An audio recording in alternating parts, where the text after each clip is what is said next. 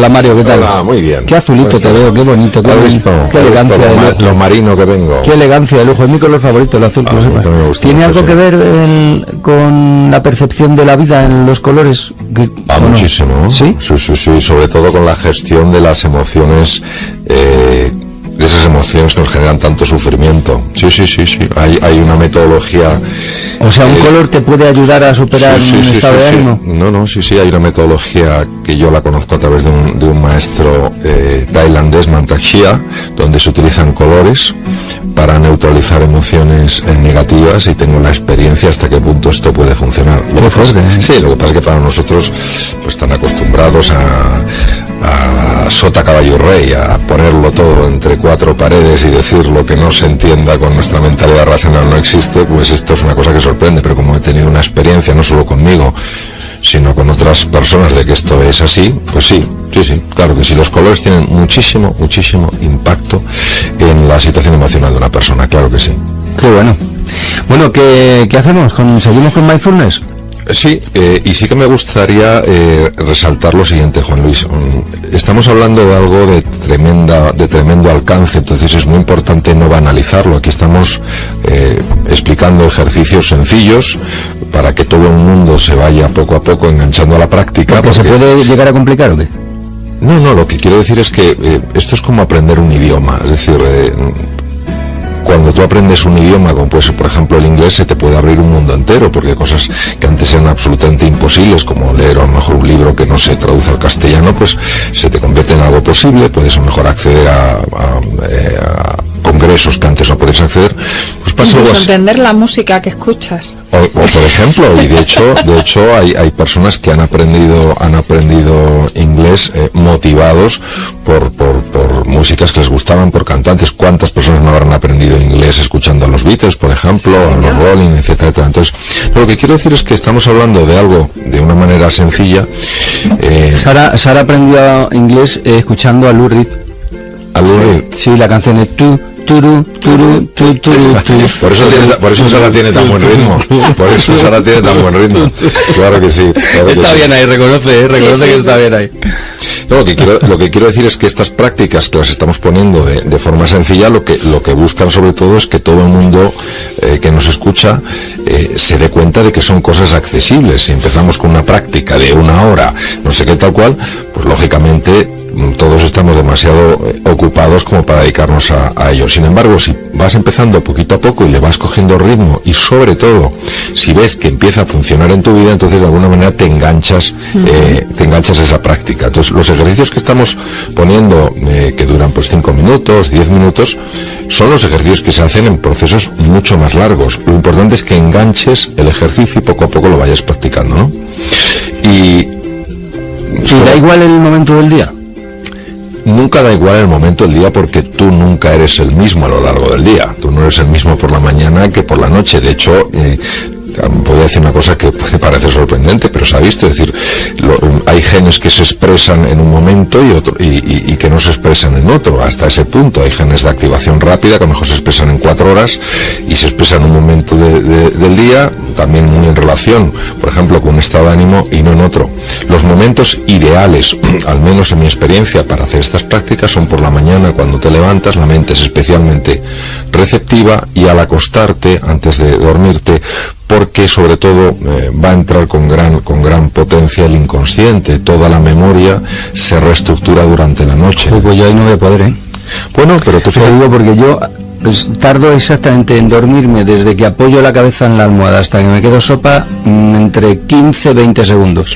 Bueno, mira, claro, tú en eso tienes una gran fortuna, Juan Luis. Bueno, es que hay veces que mi mujer me pregunta algo y no le respondo, porque ya me he dormido, te lo juro, Sí, conozco esa sensación. A mí me pasa lo contrario. Yo me pongo, desde que poso la cabeza en la almohada hasta que me duermo, puede pasar 1 hora fácilmente. Y de hecho puedes ayudar muchísimo a personas con problemas de sueño.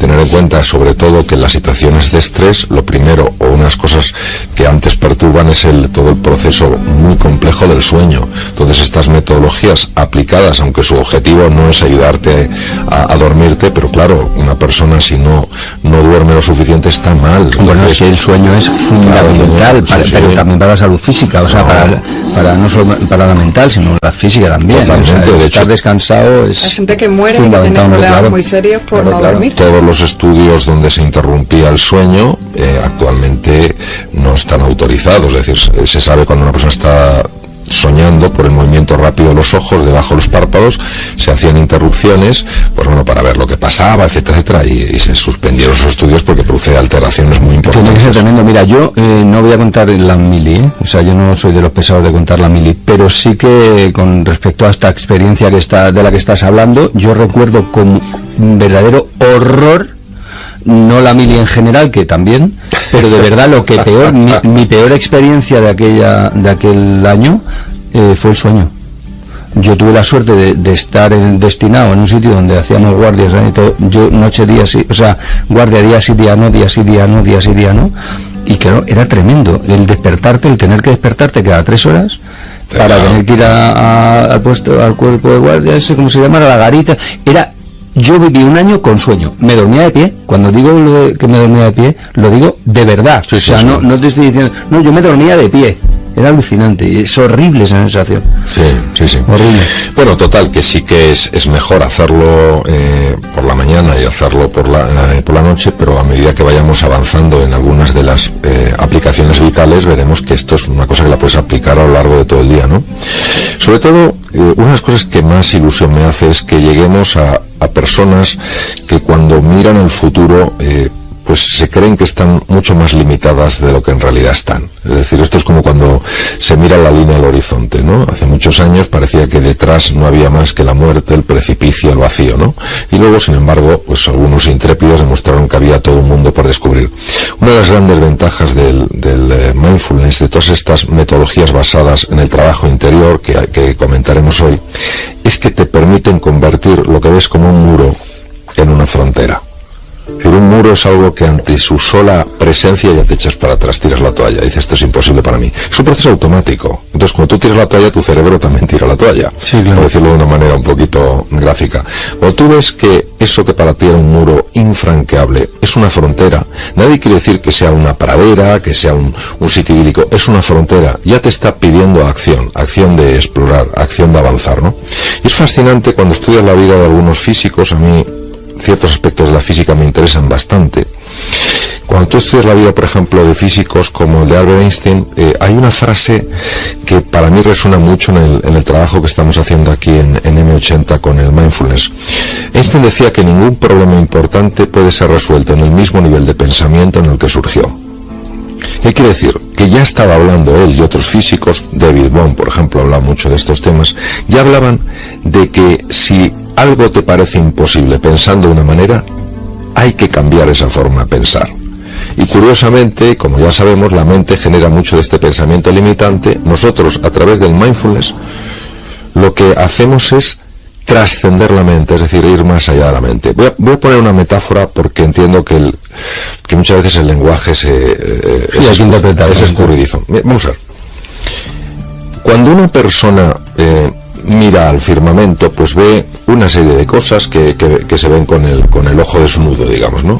Pero si tú le das un buen telescopio, se abre un universo nuevo. Empiezas a ver cosas radicalmente distintas. ¿Por qué? Primero, porque ese telescopio tiene que estar estable. Si el telescopio se está moviendo, tú no puedes ver nada. Y lo segundo, tiene unas lentes especiales que te permiten mirar más allá de lo que tus ojos pueden ver. El mindfulness es exactamente igual. Nosotros lo que estamos haciendo aquí es construir un instrumento. Estamos construyendo un telescopio que nos va a revelar, a desvelar un mundo nuevo. Ahora, ¿qué necesita? Pues lo mismo que el telescopio. Necesitamos capacidad de mantener estable ese telescopio, es decir, mantener estable la atención. ¿Vamos a tener pensamientos? Claro que sí, pero lo que vamos a procurar es que ese pensamiento no nos arrastre, no nos tiranice. De ahí la importancia de mantener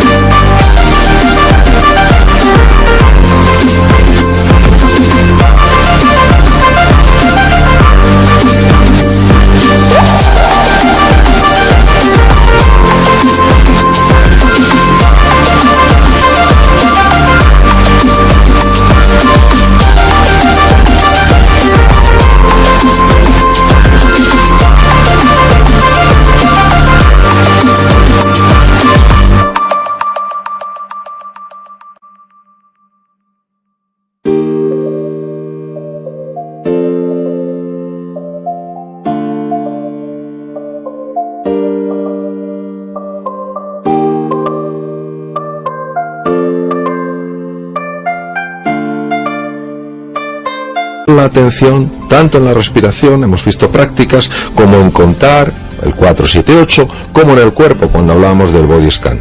Y lo segundo es la lente. La lente se va de forma natural generando a medida que quitamos el polvo que la cubre. ¿Te das cuenta que no te estoy interrumpiendo? Que esto es mi sala. Raro. Esto es muy raro, muy raro. Tú continúa, que va bien, chavalín. Venga. Bueno, esto yo lo llamaría una interrupción. Pero claro, no, pero es que me he sorprendido a mí mismo. ¿Tú te das cuenta que me he sorprendido a mí mismo? Sí, digo, joder, ¿qué hago callado? O sea, manifiesta la sorpresa, ¿no? Bueno, sí, perdón. Nada. El día pasado uno de los oyentes manifestaba una lógica inquietud sobre si esto tiene una base real. Pues fijaros cómo tiene una base real en cuanto a la construcción de esta metafórica de este telescopio, que se ha podido ver que cuando uno trabaja la estabilidad de la atención, repitamos, ese estar enfocado, focalizado en tu respiración y en tu cuerpo, y cuando vas desarrollando esa lente, que es sencillamente que cuando tú prestas atención a algo, ese algo empieza a transmitirte cosas que normalmente no verías, lo mismo cuando tú miras el universo empieza a manifestarte cosas que hay, que siempre ha habido, pero que tú no veas, pues lo que se ha visto es que eso tiene una repercusión directa en el tejido cerebral. Y hay 3 áreas concretas, específicas del cerebro, que empiezan a aumentar de grosor, y no importa la edad. Es decir, puede ser una persona con más juventud acumulada, que esas áreas siguen creciendo. La primera es un área que está oculta en el lóbulo parietal del cerebro. Perdona, Mario, ¿eso cómo se mide? ¿Con electrodos o cómo se hace eso? Se puede utilizar varias técnicas. La que más se utiliza se llama resonancia funcional magnética, que lo que permite es ver el grado de extracción de oxígeno de los glóbulos rojos por parte de las neuronas. Entonces, cuando tú estás trabajando más ese área, extrae más, se produce un cambio en el campo electromagnético y queda registrado en el ordenador, ¿no? Y luego además también se puede medir el grosor con las técnicas de resonancia, el grosor del tejido cerebral. Bueno, pues la ínsula de Rayleigh viene como la ínsula que hablaban en el Quijote, la isla, exacto. Esa ínsula se dedica a conectar con nuestro cuerpo. Ya sabemos, porque hemos hablado aquí varias veces, la importancia que tiene el cuerpo como fuente de conocimiento, fuente de información. Sí, no sé cómo lo decías tú, que tiene cerebro, ¿no? Sí. O sea, la parte del cerebro. Los anglosajones dicen I feel in the guts, lo siento en las tripas. Entonces la famosa intuición tiene un gran componente. Pues la ínsula de Rayleigh crece en tamaño. También crece en tamaño lo que se llama el cíngulo anterior. El cíngulo anterior es una parte del cerebro esencial para conectar con la otra persona, para entender lo que está pasando en la otra persona. Es decir, es como el telescopio que te está ayudando a ver lo que sucede en el universo. El cíngulo anterior te ayuda a ver lo que sucede en la otra persona. No lo que la persona está diciendo, sino lo que está sintiendo mientras lo dice. Generar una especie de empatía. No, es la base radical de la empatía. Y la tercera estructura, que se llama la corteza ventromedial, esta es una parte importantísima porque es la que controla el miedo y la ira. Cuántas cosas en nuestra vida no son como nos gustaría que fueran porque el miedo nos atrapa demasiado. Cuántas relaciones en la vida se han dañado porque la ira se fue de tono, ¿no? Entonces, lo que quiero señalar de forma bastante clara y rotunda es que este desarrollo de la herramienta, de este telescopio, metafóricamente hablando, corresponde con un cambio físico en el tejido cerebral. Y por eso hablábamos la vez pasada de que habíamos trabajado unas prácticas nucleares, como era por ejemplo la respiración, etcétera, y luego íbamos a unas experiencias más vitales. A mí me gustaría mucho hoy que empezáramos a trabajar lo que es la empatía y lo que es la compasión. El día pasado hablábamos de la escucha, todo se conecta. La empatía es entender el sentir de la otra persona, pero no como concepto, sino como experiencia afectiva. Es decir, ¿cómo se hace? Claro, ese es un proceso natural que sucede si soy capaz de prestar atención ininterrumpida. Porque entonces conecto con la otra persona a través de un proceso llamado resonancia límbica, que es especial, es decir, es natural.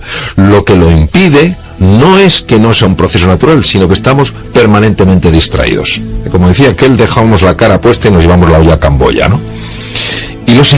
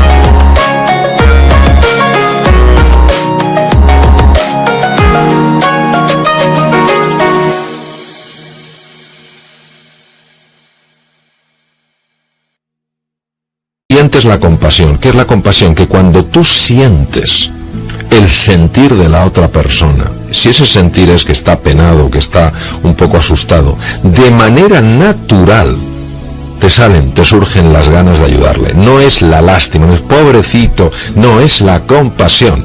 Es pues lo que hemos escuchado antes, ¿no? El querer ayudar. Lo que pasa es que es un ejercicio difícil de hacer, porque, claro, te tienes que encontrar con ese... Sí, pero fíjate, claro, estas prácticas son desafiantes, entonces lo importante es lo que te dan a cambio. Si tú eres capaz de conectar con las otras personas de una manera un poquito más empática y desarrollar un poquito más de compasión, ese deseo de reducir un poco el sufrimiento, automáticamente lo estás haciendo contigo. Hemos comentado en algún programa que se ha visto que hay una liberación de oxitocina. La oxitocina tiene varios efectos: protege el corazón, regula los niveles de lípidos, nos protege frente a las infecciones, es decir, es un protector natural del organismo. Lo que el ser humano tiene en su interior no es la separación frente al otro, es lo contrario, es el encuentro con el otro. Lo que pasa es que a veces nuestra mente pone las cosas muy difíciles. Pues ya tenéis ejercicio, qué bonito, qué bien, Mario, el escucharte, simplemente, y ya hacerte caso, ya la bomba. Así que ya sabéis, Mario nos ha puesto deberes para esta semana también. Yo pienso hacerlo. Gracias, Mario Alonso Puig. Un abrazo.